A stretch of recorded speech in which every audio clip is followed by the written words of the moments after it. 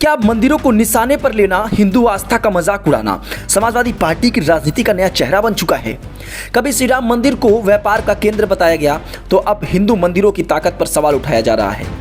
Samajwadi party के राष्ट्रीय महासचिव और विधायक इंद्र सरोज का बयान सुनिए। भारत के मंदिरों में ताकत होती तो मोहम्मद घोड़ी न आया होता और इस दुर्ग को लूटने का काम न किया होता। सोचिए, ये वही लोग हैं जो चुनाव से पहले हनुमान मंदिर जाते हैं और जीतने के बाद जय श्री राम के नारे लगाते हैं।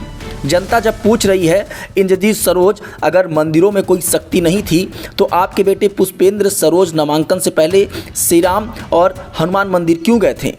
चुनाव जीतने के बाद वही मंदिर में माथा क्यों टेका गया? क्या उस वक्त मंदिर शक्ति का केंद्र था और जब चुनाव बीतते ही वही मंदिर ईंट पत्थर का ढांचा बन गया? जनता पूछ रही है, क्या वही सेकुलरिज्म है जिसमें हिंदू धर्म को गाली देना आज़ादी है मगर किसी और धर्म पर सवाल उठाना नफरत बन जाता है?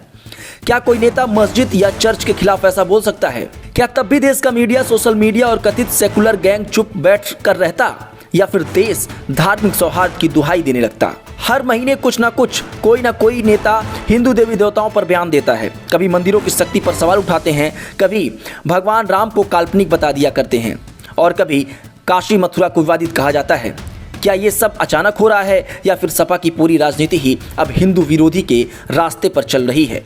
क्यों हर बार इन्हीं नेताओं की जुबान सिर्फ हिंदुओं पर ही चलती है? भारत की बहुसंख्यक जनता अब जाग चुकी है। अब मंदिरों का अपमान करने वालों को मंदिर की ताकत दिखेगी। जनता अब भाषणों से नहीं बल्कि वोट से जवाब देगी। जनता पूछ रही है, क्या सपा का नया एजेंडा अब सिर्फ हिंदू विरोधी है? क्या वोट बैंक के लिए हिंदू धर्म को निशाना बनाना एक योजना है? अब देश सिर्फ देख नहीं रहा, अब देश जवाब भी देगा। उत्तर प्रदेश के सपा विधायक इंद्रजीत सरोज चर्चा में हैं। इंद्रजीत सरोज ने हिंदू देवी देवताओं को लेकर एक ऐसा बयान दिया है जिस पर बवाल मच गया है। उन्होंने कहा है कि अगर भारत के मंदिरों में ताकत होती तो मोहम्मद बिन कासिम, मोहम्मद गजनवी और मोहम्मद गौरी जैसे लुटेरे देश में नहीं आते। इस विवादास्पद बयान के बाद इंद्रजीत सरोज सुर्खियों में आ गए हैं। इससे पहले वह 2024 के लोकसभा चुनाव में भी उस समय चर्चा में थे जब उनके बेटे पुष्पेंद्र सरोज देश के सबसे युवा सांसद बने थे। इंद्रजीत सरोज का जन्म एक किसान परिवार में 1 जनवरी 1963 को कौशाम्बी के नगरेहा खुर्द गांव पश्चिम सरेरा में हुआ था। उस समय यह अलग जिला न होकर इलाहाबाद जिले में ही आता था। सामान्य परिवार में जन्मे इंद्रजीत सरोज ने प्रारंभिक शिक्षा के बाद 1985 में इलाहाबाद यूनिवर्सिटी से ग्रेजुएशन किया। यहीं पर वह सामाजिक व राजनीतिक रूप से सक्रिय हो गए। इंद्रजीत सरोज बाबा साहब के विचारों से प्रभावित थे, लिहाजा उन्होंने बहुजन समाज पार्टी ज्वाइन कर ली।